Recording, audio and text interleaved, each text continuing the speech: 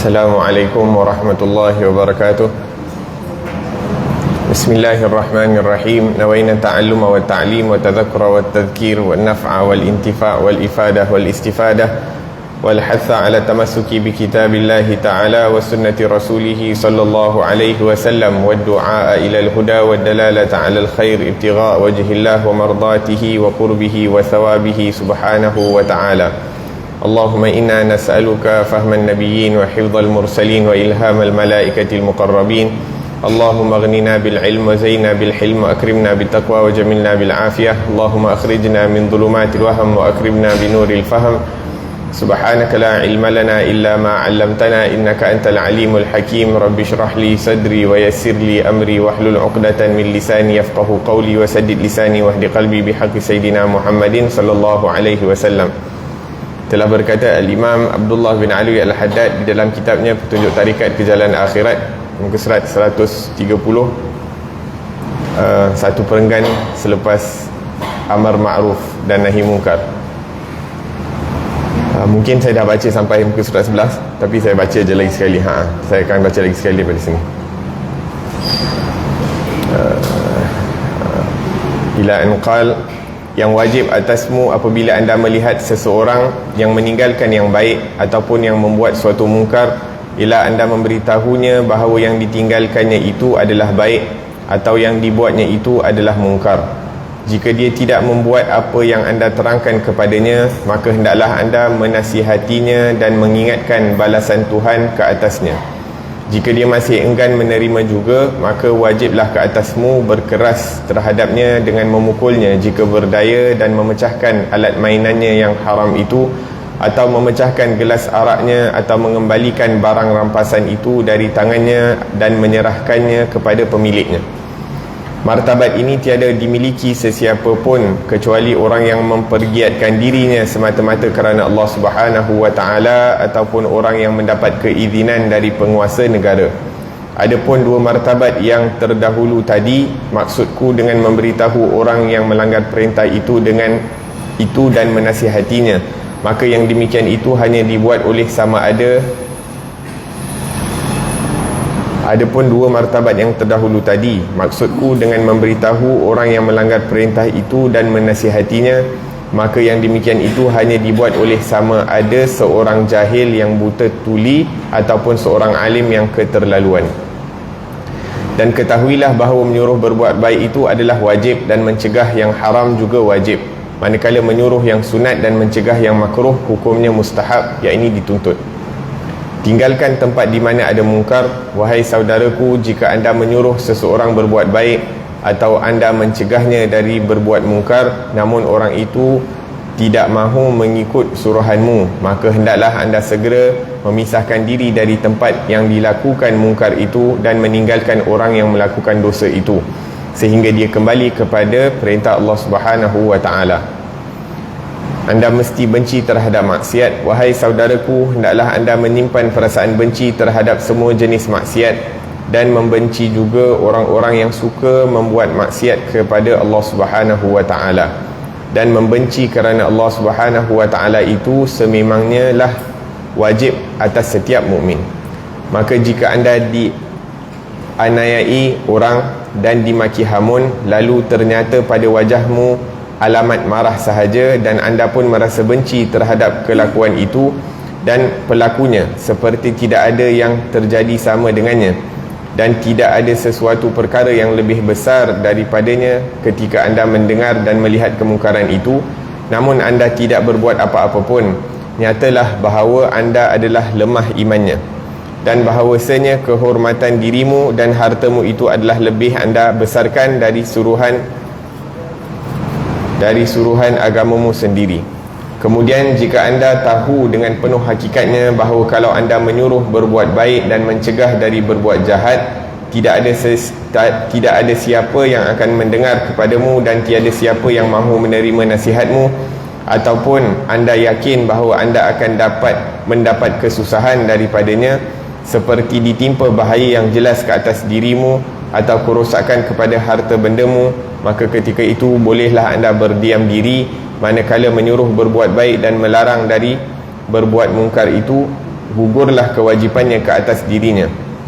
Bertukar menjadi suatu keutamaan yang besar yang menunjukkan orang yang melakukan itu mencintai perintah Allah Subhanahu wa taala dan mengutamakannya dari yang lain-lain.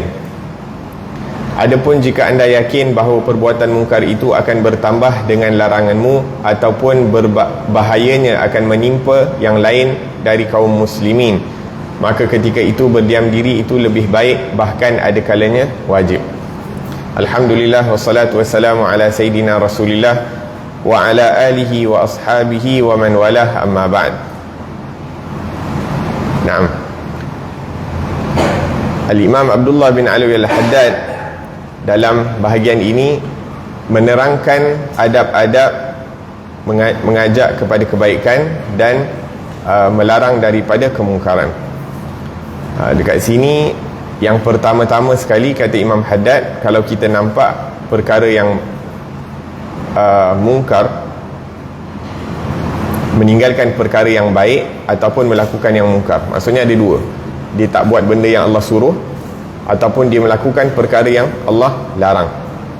Jadi kita perlu terangkan kepada dia apa sepatutnya yang dibuat. Maksudnya kalau dia tak buat benda yang baik, kita cakap dalam keadaan macam ni lebih baik ataupun perintah Allah ataupun sunnah Rasulullah adalah untuk buat benda ni. Maksudnya dia tak ada buat mungkar, cuma dia tak buat benda yang disuruh. Dia meninggalkan perkara yang disuruh oleh Allah Subhanahu Wa Taala. Maksudnya kalau perintah itu adalah wajib, maka wajib kita bagi tahu dia. Tapi kalau benda tu sunnah, maka sunnah juga kita ingatkan dia bahawa dia telah tinggalkan perkara yang sunnah. Begitu juga perkara yang haram. Kalau dia melakukan perkara yang haram, perlu kita ingatkan dia, bagi tahu dia yang perkara yang dilakukan itu adalah dilarang. Mungkin dia tak tahu, mungkin dia terlepas pandang dan sebagainya. Adapun kalau perkara yang dilakukan makruh, sunnah untuk kita ingatkan dia. Sunnah untuk kita ingatkan dia untuk nak meninggalkan daripada perkara-perkara yang makruh. Kemudian bila dia tak dengar, barulah kita takutkan dia atau ingatkan dia. Contohnya kalau dia tak lakukan perkara yang wajib ataupun dia tak lakukan perkara yang sunnah, kita ingatkan dia bahawa Allah janji buat baik dapat ni, kalau buat perkara yang sunnah dapat benda ni, ataupun kalau lakukan perkara yang haram dapat azab macam ni. Lakukan perkara yang makruh, walaupun pada hakikatnya buat perkara yang makruh ni tidak berdosa, akan tetapi kadang-kadang perkara yang makruh ni kalau banyak dilakukan akan menjerumus kepada perkara yang dosa. Jadi kita terangkan balasan yang akan dapat. Maksudnya pertama kita terangkan benda yang baik, benda yang tak baik. Yang kedua kita terangkan balasan, seakan-akan nak bagi semangat lah. Bila bagi semangat baru orang ada bagi semangat ataupun takutkan dengan azab. Itu langkah yang kedua.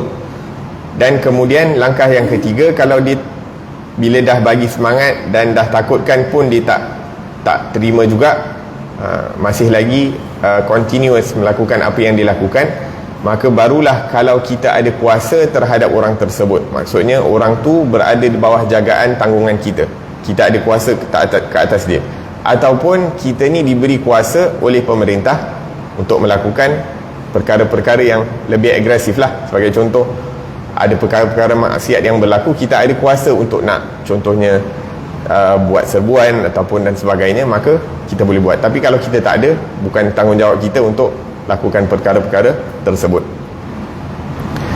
Nah, dan di sini menunjukkan betapa agama Islam ni sangat berlemah lembut dalam memberikan perintah, sangat berlemah lembut, yakni diajarkan ud'u ila sabili rabbika bil hikmati wal mau'izatil hasanah wajadilhum billati hiya ahsan. Ajaklah, serulah kepada jalan Tuhanmu, ud'u ila sabili rabbika bil hikmah, dengan hikmah, dengan bijaksana. Maksudnya bijaksana ni bukan dengan kekerasan. Bijaksana ni dengan perlahan-perlahan, dengan lemah lembut, dengan kasih sayang, sehingga orang itu ingin menerima dan ingin berubah. Sebab tu berkata salah seorang daripada para ulama zaman Habib Ali bin Abdul Rahman Al-Jufri, beliau mengatakan ada dua approach nak ubah kemungkaran. Nak ubah kemungkaran ni ada dua cara. bukan nak ubah lah, bila kita berdepan dengan kemungkaran, ada dua perkara yang boleh kita lakukan, ataupun kebiasaannya orang akan lakukan dua perkara. Yang pertama, ingkarun mungkar. Yang pertama ni lebih mudah untuk dilakukan, iaitu mengingkari rasa marah terhadap kemungkaran yang berlaku, ataupun kadang-kadang kita marah orang yang melakukan kemungkaran itu. Itu yang pertama. Tapi yang pertama ni terkadang tak berkesan untuk nak mengubahkan kemungkaran itu. Yang ini kita cuma marahlah, nampak ada kemungkaran berlaku, nampak anak kita buat salah dan sebagainya, kita terus marah. Tapi that doesn't mean that he will change. Tapi yang lagi satu yang lebih susah adalah taghyirul munkar. Macam mana nak mengubahkan orang itu daripada suka berbuat maksiat sehingga dia mampu untuk meninggalkan maksiat. Tu lebih challenging lah. Maksudnya untuk pendakwah ke, untuk ibu dan ayah ke, untuk guru ke, macam mana kita nak ada sifat sabar dan lemah lembut dan kebijaksanaan sehingga orang yang melakukan maksiat itu dapat berubah dan dapat tinggalkan kemaksiatan tersebut. Ini perlu skill lah, dan perlukan kebijaksanaan dan kesabaran. Seperti yang disebutkan, la ilaha illallah. Naam, seperti yang disebutkan dalam riwayat, apabila seorang anak muda pergi berjumpa dengan Rasulullah sallallahu alaihi wasallam, dia kata, ya Rasulullah, idzan li bizina. Ya Allah, ya Rasulullah, izinkan aku untuk berzina. Satu orang yang berpenyakit pergi jumpa doktor agar supaya diubati. Jadi sahabat-sahabat semua dah marah. Yang tadi ni sahabat-sahabat marah ni ingkarun munkar, yang kita sebutkan dua tadi. Ingkarun munkar, mengingkari kemungkaran yang berlaku depan mata. Memang reaksi kebanyakan orang lah. Tapi Rasulullah sallallahu alaihi wasallam kata apa? Tunggu dulu, dengar dulu apa yang dia nak cakap, dan biar aku sebagai doktor yang ubatkan orang. Maksudnya Rasulullah tak bagi, walaupun apa yang dilakukan oleh sahabat-sahabat tu betul lah, dia nak buat benda salah, dah salah. Lepas tu dia umumkan yang dia nak buat benda salah pun dah satu lagi kesalahan. Lepas tu nak umumkan kesalahan itu depan orang yang alim, depan orang saleh, depan Rasulullah SAW, dah pun salah juga, kurang adab dan sebagainya. Akan tetapi disebabkan seakan-akan as-sahabah, diorang rasa selamat meluahkan keinginan mereka di hadapan Rasulullah SAW, sehingga mereka tahu apabila mereka mendatangi Rasulullah, hati mereka ini, dia orang macam tahu, aku nak buat ni benda yang salah, tapi aku tak boleh nak kawal. Keinginan tu masih kuat dalam hati. Jadi macam mana macam mana nak handle benda tu? Dan mereka berani untuk berjumpa dengan Rasulullah sallallahu alaihi wasallam, dan Rasulullah ubati mereka dengan penuh kasih sayang, dengan penuh rahmat, dengan penuh syafaqah. Nabi pun bertanya, bagaimana kalau orang ingin berzina dengan ibu kamu? Maka orang ni pun menjawab, abadan la ya Rasulullah, kita akan benarkan. Bagaimana kalau orang tu nak berzina dengan anak kamu, ataupun adik perempuan kamu, ataupun saudara perempuan kamu, ataupun makcik kamu dan sebagainya? Maka dengan seakan-akan satu persatu soalan Nabi SAW kepada orang tersebut, nak bagi orang tu faham ini betapa teruknya perkara yang ingin dilakukan itu. Satu soalan seakan-akan ikatan tu terbuka sikit sehingga orang tu faham apa yang dimaksudkan oleh Rasulullah dan betapa teruknya maksiat yang ingin dilakukan. Dan kemudian Rasulullah berikan ubat. Special dose apa? Diletakkan tangan baginda Rasulullah sallallahu alaihi wasallam yang mulia itu pada dada anak lelaki, anak muda tersebut, sehingga dikatakan bahawa apabila Rasulullah mengangkat tangannya daripada dada aku, tak ada perkara yang lebih aku benci daripada maksiat tersebut, sallallahu alaihi wasallam. Akan tetapi kalau orang yang berpenyakit tadi datang nak diubati tapi tidak diubati, bahkan dimarah, maka penyakit itu akan menjadi teruk. Dan kadang-kadang mungkin kita kalau tengok pada diri kita sendiri, kita berada di zaman yang mana sifat rahmah, kasih sayang, lemah lembut, kesabaran dah kurang, khususnya daripada mungkin orang-orang yang mendidik. Kita sendiri, kita can admit sebagai ibu dan ayah, kadang-kadang kita tak bagi ruang untuk anak-anak kita tu nak rasa selamat, untuk nak express diorang punya apa yang ada di dalam diri mereka itu, sehingga kadang-kadang bila diorang tak dapat kat rumah, diorang keluar kat tempat lain. Diorang lebih selesa cakap dengan kawan, sebab mereka rasa kawan boleh faham mereka. Mereka rasa kawan dapat beri advice yang dapat menenangkan hati mereka. Sebab tu salah satu daripada advice anak kalau lepas umur 14 atau 21 perlu dijadikan lebih kepada kawan, sehingga mereka dapat share ataupun rasa lebih mudah untuk nak ceritakan problem ataupun apa yang mereka hadapi. La ilaha illallah. Naam. Jadi Nabi SAW begitu juga apabila Sayyidina Umar Al-Khattab radhiyallahu anhu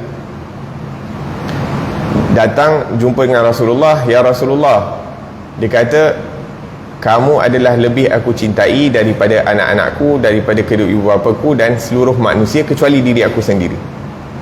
Yang ni as-sahabah, diorang tahu benda yang diorang nak cakap tu mungkin bukan satu kesempurnaan, bukan satu perkara yang akan menggembirakan hati Rasulullah, tapi diorang berani nak cakap sebab tahu Rasulullah tak kasar dalam jawapan ataupun takkan marah, tak pasal-pasal dan sebagainya. Maka Rasulullah pun mengatakan kepada Sayyidina Umar, belum lagi ya Umar, yang seakan-akan kesempurnaan iman kamu itu belum capai ke tahap yang aku inginkan kepada kamu. Maka Sayyidina Umar pun berdiam sekejap, kemudian dia cakap, Al-an ya Rasulullah, kamu lebih aku cintai daripada diri aku sendiri. Maka Rasulullah pun menjawab, Al-an ya Umar, sekarang wahai Umar telah sempurna keimanan kamu, sallallahu alaihi wa ala alihi wasallam. Naam. Maka khususnya bagi pendakwah-pendakwah yang berada di medan dakwah ni, perlu untuk belajar hikmah, kasih sayang. Dan kadang-kadang hikmah dan kasih sayang ni tak dapat daripada buku. Hikmah dan kasih sayang ni tak dapat daripada buku, akan tetapi dapat dengan kita duduk bersama orang yang duduk sampai Rasulullah turunkan kasih sayang dan hikmah itu kepada sahabat turunkan, maka perlukan mujalasah. Seperti kisah yang famous juga, apabila satu orang Yahudi itu nak test sama ada Rasulullah ni betul Nabi ataupun tidak, maka dikasari Rasulullah, digrab baju Rasulullah dekat leher dia tu sampai merah leher Rasulullah sallallahu alaihi wasallam. Rasulullah tak marah. Wahakadha, maksudnya sahabat dia tengok sendiri praktikal sifat lemah lembut, kesabaran dan rahmatnya Rasulullah sallallahu alaihi wasallam. Naam. Jadi Nabi sallallahu alaihi wasallam ubati anak muda tersebut sehinggalah anak muda itu membenci daripada maksiat yang sangat dia ingin lakukan, sallallahu alaihi wasallam. Jadi itu yang bahagian kedua, taghyirul munkar, iaitu mengubah keinginan orang yang suka berbuat maksiat itu sampai dia tinggalkan maksiat. La ilaha illallah. Naam. Dan kadang-kadang orang yang kuat hubungannya dengan Allah dan Rasul sallallahu alaihi wasallam, kalau kita duduk dengan diorang, terkadang Allah campakkan dalam hati kita ini keinginan untuk meninggalkan maksiat tanpa diorang cakap apa-apa.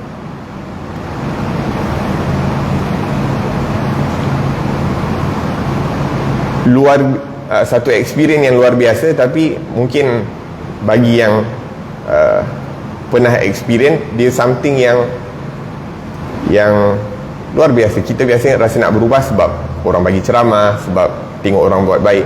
Ni tak, kita just duduk dengan dia, tengok muka dia, terus macam seakan-akan ada benda yang dicampakkan dalam hati kita. Khalas, kita kena berubah, kena jadi orang yang lebih baik.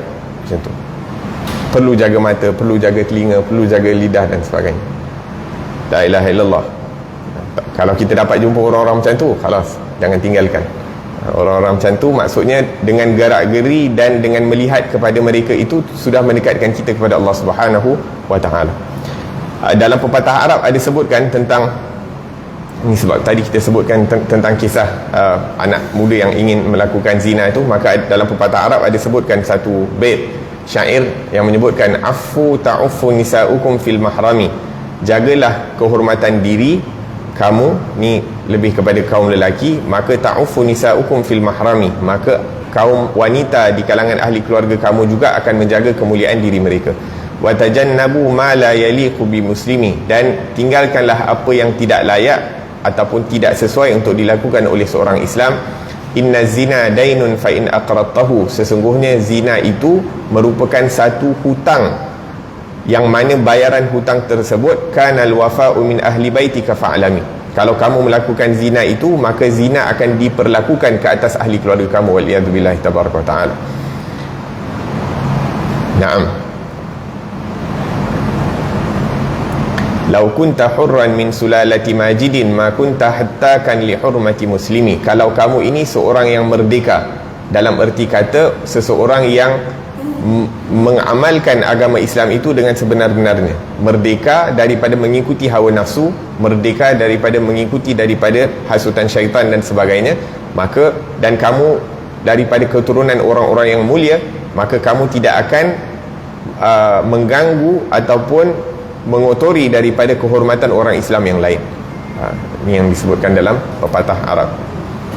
Man yazni yuzna bihi walau bijidarihi in kunta ya hadha labiban fafhami, man yazni fi qaumin bi alfai dirhami yuzna fi ahli baitihi walau bidirhami. Nah, yang last kali ni dia cakap apa? Kalau seseorang itu berzina, waliyadzubillahi tabaraka ta'ala, walaupun kena bayar katalah 2000 bi alfai dirhami, dengan 2000 dirham, yuzna fi ahli baitihi, maka waliyadzubillah akan diperlakukan kepada ahli keluarganya itu walau bidirhami, walau dengan 1 dirham. Waliyadzubillah. Ala kulli hal, itu yang disebutkan dalam pepatah Arab. Kemudian banyak lagi contoh-contoh kalau kita tengok daripada pengajaran yang ditunjukkan oleh Rasulullah sallallahu alaihi wasallam, bagaimana Rasulullah apabila ingin menyuruh orang berbuat baik dan melarang orang daripada melakukan kemungkaran, maka dilakukan dengan penuh dengan lemah lembut dan penuh dengan ar-rahmah. Sebab tu dalam Quran Allah SWT sebutkan, walau kunta faddan ghalidhal qalbi lan faddu min hawlik, kalau kamu bersikap keras wahai Rasulullah Muhammad, maka orang semua akan berpaling daripada kamu, tapi disebabkan sifat kamu yang lemah lembut dan penuh dengan kasih sayang, penuh dengan kebijaksanaan, maka orang tak lari daripada baginda Rasulullah sallallahu alaihi wasallam. Satu kali ada orang Arab, dia salat di belakang Rasulullah. Kemudian ada orang bersin, orang Badui ni dia cakap yarhamukallah. Yarhamuka, ka dalam bahasa Arab tu seperti berbicara dengan orang yang ada di hadapan kita lah. Kalau kita cakap yarhamuhullah, semoga Allah merahmati dia, maksudnya kita tak sebut, tak cakap dengan dia. Tapi kalau kita cakap semoga Allah merahmati kamu, maka seakan-akan kita bercakaplah dalam sembahyang, maka itu tak boleh. Jadi lepas sembahyang Nabi pun berpaling, tanya siapa yang bercakap dalam sembahyang. Jadi orang semua, sahabat-sahabat semua tengok kat Badui tu. Lepas tu Rasulullah tak marah pun, dia cakap ya akhal Arab, wahai saudara Arabku, sesungguhnya sembahyang ini di dalamnya hanyalah bacaan Al-Quran dan doa. Maksudnya tidak ada percakapan biasa di dalam as-salah. Jadi orang Badui ni punya happy, dia tak kena marah. Jadi dia pun bagi tahu orang lain, aku ni datang daripada orang yang tak mengherdik apabila nak membetulkan, apabila nak mendidik, apabila nak mengajar, tidak mengherdik dan tidak marah. La ilaha illallah.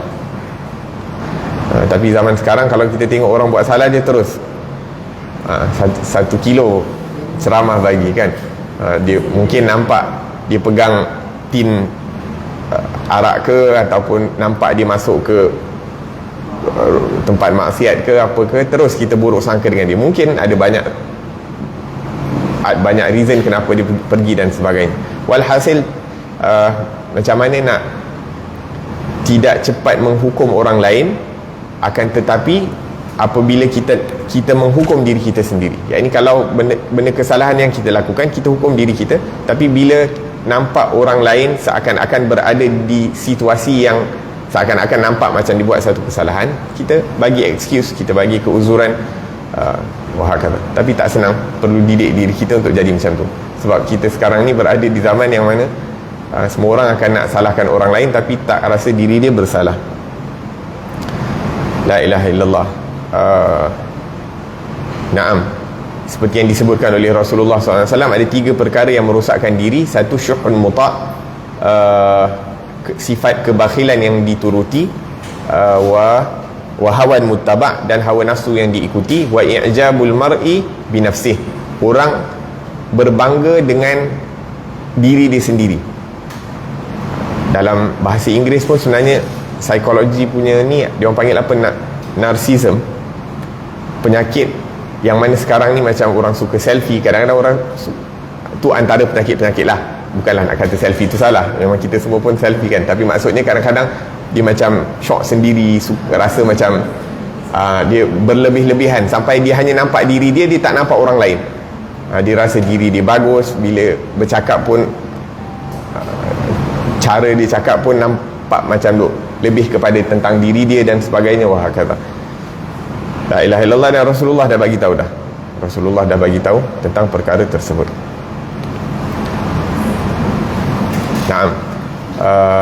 Naam, dan dalam mencegah mungkar juga tidak bermakna kita mencari kemungkaran. Dalam mencegah kemungkaran tidak bermakna untuk kita mencari kemungkaran. Kita tidak diperintahkan untuk mencari keburukan orang lain, tapi kita diperintahkan untuk kalau nampak untuk menasihati, tapi tak ada suruh untuk kita pergi cari sampai ke celah-celah untuk nak cari keburukan orang lain, lepas tu tangkap gambar, lepas tu viralkan dan sebagainya. Itu bukan tugas kita.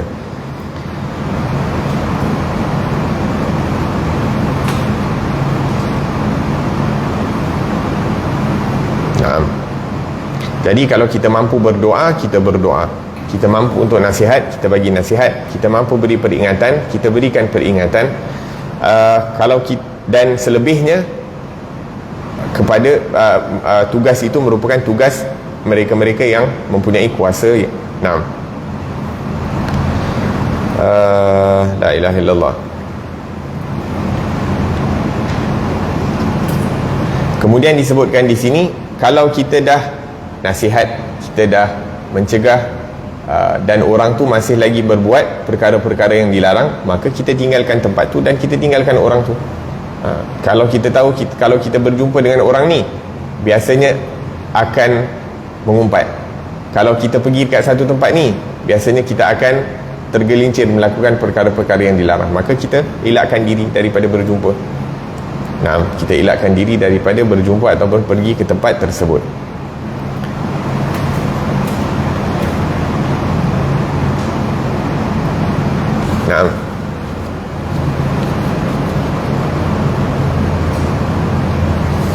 Dan kemudian disebutkan di sini, berdiam diri daripada memberikan peringatan. Bila kita boleh berikan peringatan, maka seperti as-sakit anil munkar kasyaitanul akhras, berdiam diri daripada kemungkaran. Yang ini kita nampak kemungkaran, kita diam, seperti syaitan yang bisu. Sebab apa? Syaitan suka maksiat itu diteruskan. Jadi syaitan kalau dia tengok maksiat, dibiarkan je lah. Tapi kalau dia nampak benda mungkar, benda makruf, dia akan ajak orang buat mungkar. Sekarang ni kita juga tengok kalau dalam diri kita, bila ni sifat Rasulullah lah, kita basekan daripada sifat Rasulullah. Kalau kesalahan yang dibuat itu terhadap diri Rasulullah sallallahu alaihi wasallam, maka kebiasaannya Rasulullah akan maafkan. Kalau ada kesalahan yang dilakukan terhadap diri dia, Rasulullah akan maafkan. Tapi bila ianya terkait dengan hak-hak Allah Subhanahu wa taala, maka tidak ada siapa yang dapat menahan kemarahan Rasulullah sallallahu alaihi wasallam. Jadi sekarang ni kalau kita tengok, kita ni biasanya marah untuk perkara-perkara yang terkait dengan diri kita, ataupun kita marah kerana perkara-perkara yang terkait dengan agama. Dan kalau kebanyakan kita marah sebab terkait dengan diri kita, maka perlulah untuk kita didik diri kita untuk berubah dan hanya marah ataupun biasakan diri untuk marah bila perkara yang terkait dengan agama. Anak tak belajar, ataupun anak tak excel, ataupun anak pecahkan barang rumah, ataupun anak buat kita kerosakan ke apa ke, kita marah, kau-kau benda. Tapi kalau anak terlambat sembahyang ataupun terlepas daripada waktu sembahyang di awal waktu, kita okey, relax je. So anak pun macam okey, kalau lambat sembahyang, terlepas waktu sembahyang, tak apa, ayah takkan marah sangat. Tapi kalau buat benda lain tak boleh, kalau tak belajar betul-betul tak boleh. Itu benda-benda yang perlu untuk diperbetulkan. Naam, la ilaha illallah. Naam, dekat sini disebutkan tentang meninggalkan daripada tempat maksiat, kerana ianya salah satu daripada perkara yang diperintahkan oleh Allah Subhanahu wa taala juga. Dalam Al-Quran Allah Subhanahu wa taala sebutkan, walamma ja'at rusuluna lutan si'a bihim wa daqa bihim dar'an wa qalu la takhaf inna munajjuka wa ahlaka illa imra'ataka kanat minal ghabirin. Apabila Allah ingin menurunkan menurunkan azab kepada kaum Nabi Lut, maka Allah menurunkan para malaikat untuk katakan kepada Nabi Lut, bawa keluarlah daripada perkampungan tersebut dan bawalah mereka-mereka daripada umat kamu pergi ke tempat lain. Na'am, inna munziluna ala ahli hadhil qaryati rijzan minas sama' bima kanu yafsukun. Kerana kami akan menurunkan balak daripada langit ke atas kaum tersebut disebabkan dosa-dosa yang mereka lakukan. Apa dosa yang dilakukan oleh kaum Nabi Lut? Diorang memperjuangkan homoseksual. Nah, zaman sekarang kita pun dah banyak perkara-perkara tersebut. Saya dulu masa belajar dekat Cape Town pun salah satu bandar yang mereka ni bermaharajalela lah, senang kata. Macam banyak nampak benda-benda yang pelik-pelik. La ilaha illallah. Naam, jadi apabila mereka dah diingatkan, mereka dah diberi warning oleh Nabi Lut alaihi salam, diorang masih lagi berterusan, maka Allah perintahkan untuk meninggalkan daripada mereka. Sekarang ni dalam Al-Quran juga Allah Subhanahu wa taala menyebutkan, wattaqu fitnatan la tusibanna alladhina zalamu minkum khassah. Takutilah fitnah yang mana tidak akan terkena kepada orang-orang yang melakukan kezaliman sahaja, bahkan apabila azab itu turun akan terkena kepada semua orang. Maksudnya kalau orang meninggalkan memberikan peringatan kepada yang baik, mengajak kepada kebaikan, meninggalkan kepada kemungkaran, kemudian mereka masih tak ikut, maka takutilah azab daripada Allah Subhanahu wa taala. Tapi alhamdulillah zaman sekarang para ulama bagi ceramah, bagi kuliah, lepas tu ada FB Live, lepas tu ada kat YouTube, lepas tu ada kat TV, dekat radio. Maksudnya mereka dah membuat usaha ataupun telah berusaha mengikut kemampuan mereka, tulis buku dalam surat khabar dan sebagainya untuk berikan peringatan dan sebagainya. Tapi kalau tidak diikut, maksudnya perkara tersebut dah dilakukan. Yang problemnya bila tak ada satu orang pun yang buat. Itu masalah. Tapi itu secara umum. Tapi secara khusus juga perlu ada peringatan itu di rumah. Secara umum kat luar kan, tapi kat rumah perlu ada, kita dalam ahli keluarga perlu ada orang yang mengingati satu dengan yang lain. Tapi kadang-kadang dengan ahli keluarga ni tak perlu untuk memberi peringatan, lebih kepada kita adakan majlis bacaan, kita adakan majlis zikir dalam rumah sebagai satu peringatan indirectly. Maksudnya kita tak perlu nak cakap, tapi dengan kita duduk bersama-sama tu akan menjadikan asbab memberikan peringatan ataupun cahaya masuk. La ilaha illallah. Naam. Dekat sini dia cakap, hendaklah anda menyimpan perasaan benci terhadap semua jenis maksiat dan membenci juga orang-orang yang suka membuat maksiat kerana Allah. Tak senang nak lakukan tu. Nak membencikan maksiat ataupun orang yang melakukan maksiat kerana Allah, maksudnya ada adab-adab yang perlu diikuti seperti yang kita sebutkan tadi. Maksudnya kalau kita nak marah sahaja, senanglah nak marah. Tapi kalau kita nak marah kerana Allah, ada step-step dia, stages-stages dia yang perlu diikuti. Nah, satu orang sahabat Nabi SAW suka minum arak.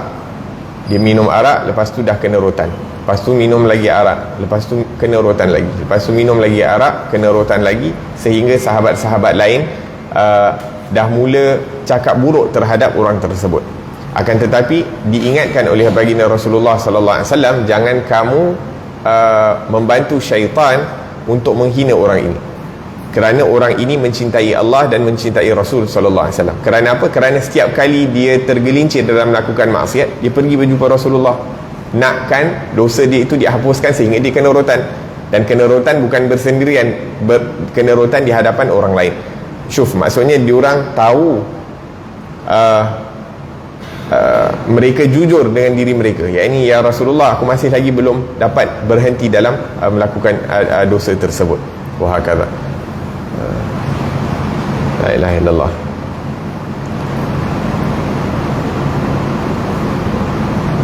Nah, lepas tu dekat sini dia cakap, kalau kita kena marah, kita kena maki hamun, kemudian berubah wajah kita, tapi bila perkara-perkara yang terkait dengan agama berlaku, perkara-perkara agama tidak diamalkan, ataupun perkara-perkara agama tu diperlekehkan di hadapan kita, muka kita tak berubah seperti mana kalau muka kita berubah apabila kita dimaki hamun. Maka tu salah satu daripada tanda kelemahan iman. Seperti yang kita sebutkan tadi, kana sallallahu alaihi wasallam idza kana fi haqqihi wa sababi, Rasulullah memaafkan segala perkara yang terkait diri dia, tapi apabila hukum hakam Allah Subhanahu wa taala dipersendakan ataupun tidak diperlekehkan, maka tak ada orang yang dapat menahan kemarahan Rasulullah sallallahu alaihi wa ala alihi wasallam. Baginda Rasulullah kadang-kadang apabila ada berlaku pertelingkahan ataupun perselisihan dalam ahli keluarga, yakni beliau dengan isteri, kalau perkara itu terkait dengan diri Rasulullah, Rasulullah maafkan. Rasulullah tak kisah. Maksudnya kalau pun yalah kadang-kadang ada disagreement dan sebagainya, maka Rasulullah maafkan. Tapi kalau ahli keluarga Rasulullah, isteri-isteri Rasulullah melakukan perkara-perkara yang dilarang oleh Allah Subhanahu wa taala, maka dia no compromise. Kita kadang-kadang bila macam tadi lah, macam dengan anak-anak kan, kadang-kadang benda-benda yang terkait dengan agama kita, tapi benda yang terkait dengan kita punya ego, khalas, kita tak akan give chance. Disebutkan bahawa Sayyidatina Aisyah, satu kali Rasulullah berada di rumah Sayyidatina Aisyah radhiyallahu anha, dan datang salah seorang isteri Rasulullah, Sayyidatina Safiyah radhiyallahu anha wa arda, datang nak bertemu dengan Rasulullah. Maka bila Safiyah datang, seakan-akan bunyi ketuk tu dah Sayyidatina Aisyah dah kenal dah ni siapa nak datang. Jadi Sayyidatina Aisyah terus kata dengan Rasulullah, ya Rasulullah, yakfika min Safiyah, cukup kamu dengan Safiyah. Safiyah tu dah lah dia cakap, oh Safiyah tu pendek lah dan sebagainya, contohnya, seakan-akan merendahkan ataupun menghina daripada Sayyidatina Safiyah. Maka terus Rasulullah sallallahu alaihi wasallam marah dan mengatakan, laqad qulti kalimatan law muzijat bima'il bahri lamazajathu, kamu telah mengatakan sesuatu perkataan yang mana kalau perkataan itu dicampakkan ke dalam laut akan mengubahkan seluruh air laut tersebut, iaitu mengotorkan air laut tersebut. Yang ini direct, Nabi terus sound, tak ada compromise. Bahkan dalam satu riwayat lain, salah seorang daripada sahabat, daripada isteri Rasulullah cakap benda tak baik tentang salah seorang daripada isteri yang lain, maka Nabi tidak mendatanginya ataupun tak datang ke rumahnya selama sebulan ataupun 2 bulan. Punya nak tunjukkan bahawa benda-benda ni jangan buat main. Tapi kita kadang-kadang layankan benda-benda mengumpat apa semua, okey tak apa, dengar, makin lama makin panjang, makin lama makin ramai orang yang disebutkan dan sebagainya. Waliyadzubillahi tabaraka ta'ala. Tapi kadang-kadang zaman sekarang ni, kalau kita nak buat macam tu, kita kena serik kat diri kita sendiri. Jangan pula kita nak garang-garang dengan orang lain, dengan anak-anak, tapi kita pun buat juga. Maksudnya kita kena be firm on ourselves dulu, baru dan kita buat dekat orang lain. Tapi kadang-kadang kita pun banyak salah, Masya Allah. Kita yang makin, orang kadang cakap sikit, kita cakap lagi banyak. La ilaha illallah. Nah, begitu juga kadang-kadang sekarang ni bukan terhadap diri kita, maksudnya terhadap diri kita tu banyak yang boleh Kadang-kadang orang cakap tentang guru kita, kadang-kadang orang cakap pasal majlis taklim kita, kadang-kadang orang cakap pasal kumpulan kita, NGO kita, ahli qaryah kita, apa-apa yang terkait dengan kita, semua kita nak marah. Kalau orang cakap pasal guru kita, oh guru tu macam ni, terus nak marah. Bahkan yang antara yang kami ingat, salah satu nasihat yang diberikan sebelum kita orang pulang balik adalah, yakni kalau orang cakap buruk tentang guru kamu, tak perlu nak balas, tak perlu nak cakap apa-apa. Yakni bukan, yakni tanda sayang kepada guru itu bukan semata-mata bila orang cakap buruk terus kita nak protect guru kita. Tak. Orang tak kenal, tak tahu tentang guru kita tu, dan mungkin sebab dia terdengar ataupun terbaca, maka dia akan cakap benda yang tak baik. Tapi kita yang kenal guru kita, kita tahu tu bukan sifat guru kita, jadi tak perlu untuk nak kita nak betulkan dia, nak betulkan kefahaman dia, bukan nak jauhkan dia. Kita nak, tapi sekarang ni macam-macam, nanti buat video lah, buat apa tu, short video dan sebagainya untuk nak katakan oh ni betul ni.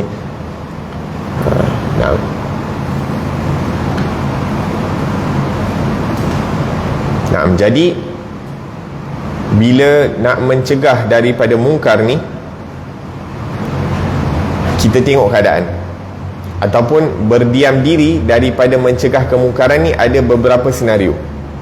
Senario yang pertama, kita bila nak mencegah diri, mencegah kemungkaran itu, kalau kemudaratannya kembali kepada diri kita sendiri, kita ada option. Sama ada nak berdiam ataupun nak teruskan. Kalau kita berdiam, benda tu harus, tak jadi masalah. Tapi kalau kita teruskan, yang mana kadang-kadang bila kita teruskan, mudarat tu akan come back to ourselves. Contohnya kena tangkap, kena penjara, kena pukul ke apa ke, ataupun bahkan kadang-kadang sampai mati syahid, ataupun mati sebabkan nak tegakkan kebenaran, benda yang betul. Maka kita dikira sebagai orang-orang yang berani untuk menegakkan kebenaran. Dan kalau kita mati syahid lah, sebab kita menegakkan kebenaran ataupun mencegah daripada kemungkaran. Tetapi kata Imam Abdullah bin Alwi al-Haddad dekat sini, kalau kita nak menegakkan kebenaran ataupun mencegah daripada kemungkaran, mudarat itu akan kembali bukan hanya pada diri kita, bahkan kepada ahli keluarga ataupun orang-orang yang berada di sekeliling kita. Maka di situ wajib untuk kita selamatkan orang-orang yang berada di sekeliling kita itu daripada kemudaratan tersebut. Maksudnya berdiam diri adalah perkara yang dituntut pada ketika itu. Dan ini yang dilakukan oleh kebanyakan as-sahabah radhiyallahu anhum selepas Khulafa ar-Rashidin. Selepas zaman Khulafa ar-Rashidin, banyak perkara-perkara yang mungkar berlaku, akan tetapi kita lihat sahabat-sahabat Nabi SAW banyak berdiam diri.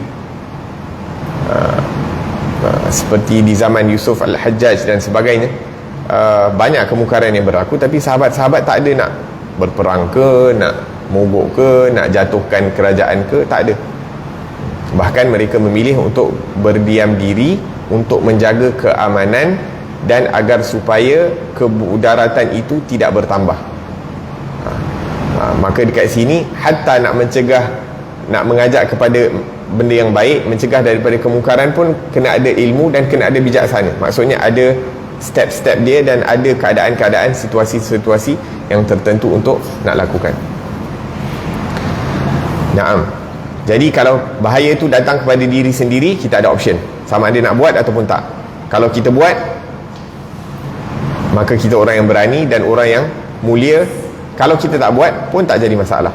Kita tidak dipersalahkan kerana memang ada mudarat yang akan kita face apabila melakukan perkara tersebut.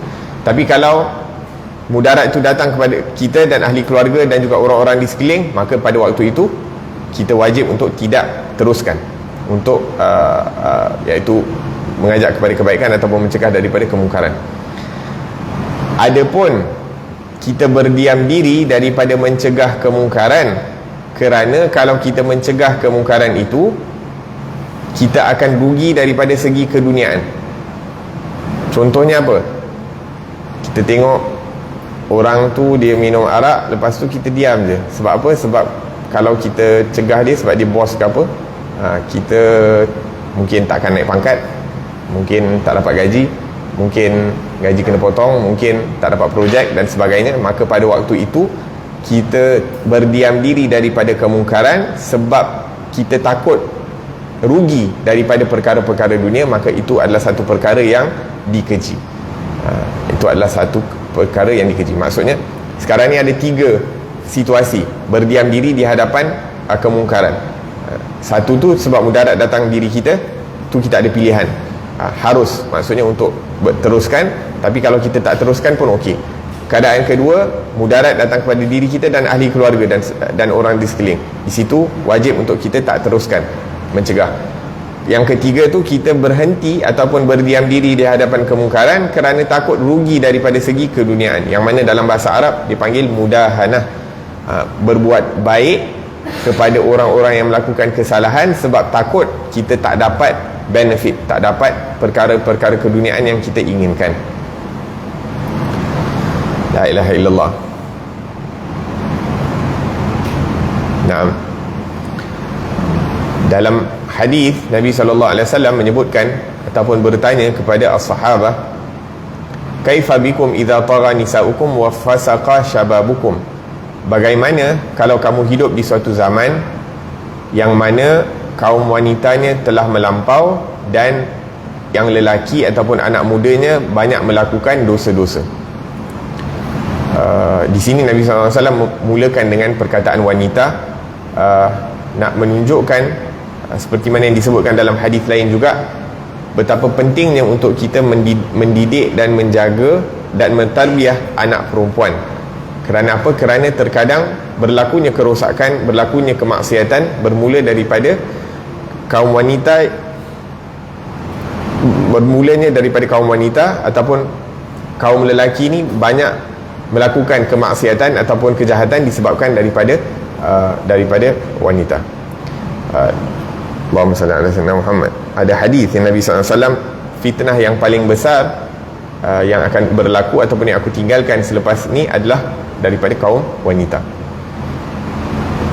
La ilaha illallah. Kemudian Nabi SAW bertanya juga kepada as-sahabah, ataupun sahabat berkata kepada Rasulullah, ya Rasulullah, adakah ianya akan berlaku? Nabi SAW mengatakan bahkan yang lebih teruk akan berlaku. Nabi mengatakan, kaifa bikum idza taraktumul amra bil ma'ruf wan nahya 'anil munkar, bagaimana kalau kamu hidup di suatu zaman yang mana orang-orang itu meninggalkan mengajak kepada kebaikan dan melarang daripada kemungkaran, melarang daripada menegah daripada kemungkaran. Nampak perkara mungkar, semua silent, buat tak tahu, macam seakan-akan benda itu tak berlaku. Maka sahabat berkata, adakah zaman itu akan datang ya Rasulullah? Rasulullah mengatakan, na'am, ianya ada zaman yang lebih teruk akan datang daripada itu. Nabi mengatakan, kaifa bikum idza ra'aitumul ma'ruf munkaran wal munkar ma'ruf, bagaimana kamu kalau kamu hidup di zaman benda yang baik nampak tak baik, benda yang tak baik nampak baik. Pun dah macam dah ada juga zaman kita kan. La ilaha illallah. Seakan-akan freedom of speech ataupun macam freedom lah, maksudnya kita boleh fikir apa kita nak, kita boleh cakap apa kita nak, kita rasakan kita base everything on logic ataupun apa yang kita rasa betul. Sedangkan dalam agama Islam, yang baik itu adalah apa yang Allah dan Rasul kata baik, yang tak baik itu adalah apa yang Allah dan Rasul kata tak baik, dan tidak dibiarkan definisi baik dan buruk itu dikawal ataupun diberikan kepada akal fikiran ataupun logik. Akan tetapi sekarang ni orang banyak guna logik, jadi diorang fikir apa yang diorang anggap baik, baiklah, apa yang diorang anggap tak baik, diorang rasa tak baik. Sebab tu dah jadi terbalik, dah jadi terbalik. Kemudian Nabi SAW, kemudian Rasulullah sahabat kata, ya Rasulullah, adakah ianya akan berlaku? Rasulullah kata, yang lebih teruk akan berlaku. Kaifa bikum idza amartumul munkar wa nahaitum anil ma'ruf, bagaimana kalau kamu hidup di satu zaman yang mana orang mengajak kepada kemungkaran dan orang melarang daripada kebaikan. La ilaha illallah. Maka itu merupakan perkara-perkara yang akan berlaku seperti yang disebutkan oleh Rasulullah sallallahu alaihi wasallam. Kemudian disebutkan di sini, jangan bermuka-muka. Awas anda dari bermuka-muka, kerana tabiat ini dikira di antara kesalahan yang besar, iaitu yang menyebabkan anda berdiam diri, iaitu takut hilang kewangan atau pengaruh atau apa sahaja manfaat dari orang yang membuat mungkar itu, dan yang lain-lain dari orang-orang yang fasik. Kemudian bila anda menyuruh atau menegah, hendaklah anda melakukannya dengan penuh ikhlas kerana Allah Subhanahu wa taala semata, serta berlemah lembut dalam segala gerak lakumu, dan pergunakan siasah dan menampakkan belas kasihan kepada orang yang ditegur. Tiada pernah terkumpul semua sifat-sifat baik seperti ini pada diri seorang hamba bila dia menyuruh atau menegah, melainkan kata-katanya akan meninggalkan bekas dalam dada dan kesan dalam hati, serta sedap didengar telinga, dan jarang-jarang akan ditolak nasihat dan bicaranya. Setiap orang yang teguh pemerhatiannya terhadap Allah Subhanahu wa taala, jelas tawakalnya terhadap Tuhan, kemudian dia menampakkan rahmatnya kepada semua hamba-hamba Allah Subhanahu wa taala, tentu dia tiada akan bersabar lagi melihat sesuatu mungkar yang dilakukan di hadapan matanya, melainkan dia akan melenyapkannya dengan serta-merta, ataupun dia akan menjauhkan dirinya dari mungkar itu ketika dia merasa dirinya tidak terdaya untuk melenyapkannya. Naam. Jadi dekat sini disebutkan jangan bermuka-muka, yang mana kita dah sebutkan tadi, mudahanah, iaitu menjaga hati orang lain kerana tak nak terlepas daripada keduniaan. Tapi mudarah ni apa? Mudarah ni kita menjaga hati orang lain kerana nak selamatkan dunia. Dua-dua jaga hati, tapi satu kerana tak nak lepas keduniaan, yang mana ianya dilarang. Satu tak nak terlepas daripada perkara-perkara agama. Seperti yang kita sebutkan tadi, sahabat-sahabat radhiyallahu anhum, selepas zaman Khulafa' ar-Rashidin, orang penguasa-penguasa, pemimpin-pemimpin buat kezaliman, tapi diorang berdiam. Sebab apa? Kalau diorang bercakap, kadang-kadang keadaan akan menjadi lebih teruk. Bahkan di zaman sekarang ni, la ilaha illallah, kadang-kadang kita tengok para ulama' dirapat dengan pemimpin-pemimpin, dan kadang-kadang seakan-akan kita menyalahkan ulama' tersebut kerana merapat, iaitu mendekatkan diri dengan pemimpin-pemimpin, sedangkan kita tak tahu tujuan utama para ulama' itu. Dengan mereka dapat dekatkan dengan pemimpin, seakan-akan mengurangkan kezaliman yang dilakukan oleh pemimpin tersebut. Tapi kita sendiri tak tahulah apa yang terjadi kan. Tapi kita hanya menghukum, oh ulama' tu teruklah, duduk dekat dengan pemimpin lah dan sebagainya. Tapi sebenarnya dengan keberadaan mereka dengan pemimpin tersebut, iaitu seakan-akan mengurangkan kezaliman yang dilakukan. Dan perkara ini banyak berlaku. Bahkan salah seorang yang saya maksudkan ini adalah seorang yang meninggal mati syahid. Beliau terbunuh di dalam kuliah subuh dalam masjid yang beliau bagi ceramah, Dr. Said Ramadan Buti, yang mana kadang-kadang orang banyak salah anggap tentang pendapat ataupun dia punya stand terhadap sesuatu perkara. Rahimahullah. InsyaAllah InsyaAllah kita akan berhenti di sini dahulu dan akan sambung pada pengajian akan datang. Jangan mendedahkan keaiban orang. Moga-moga Allah Subhanahu wa taala manfaatkan kita dengan ilmu dan berikan kita ilmu yang bermanfaat, dan moga-moga Allah Subhanahu wa taala jadikan kita orang yang banyak mendatangkan manfaat kepada umat Nabi Muhammad sallallahu alaihi wa alihi wasallam. Ala hadhihi niyyah kulli niyyah salihah jami'a khairatid dunya wal akhirah, wa ila hadratin Nabi Muhammadin sallallahu alaihi wasallam. Al-Fatihah. Bismillahirrahmanirrahim. Alhamdulillahi rabbil alamin arrahmanir rahim maliki yaumiddin. Iyyaka na'budu wa iyyaka nasta'in ihdinas siratal mustaqim siratal ladzina an'amta 'alaihim ghairil maghdubi 'alaihim.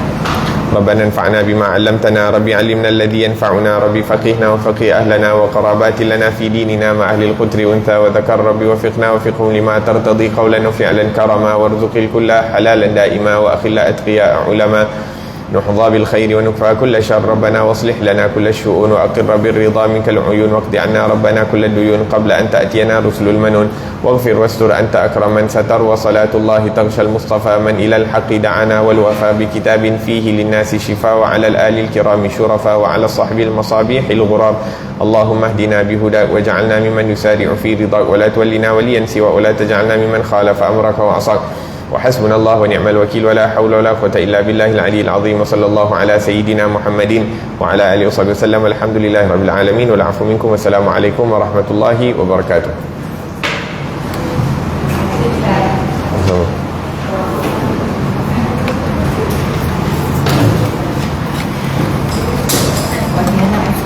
Okey, syukran. Terima kasih.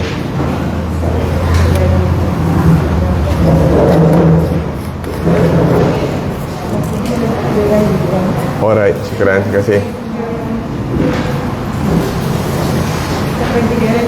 Alright, terima kasih banyak. Nanti. Terima kasih. Syukran.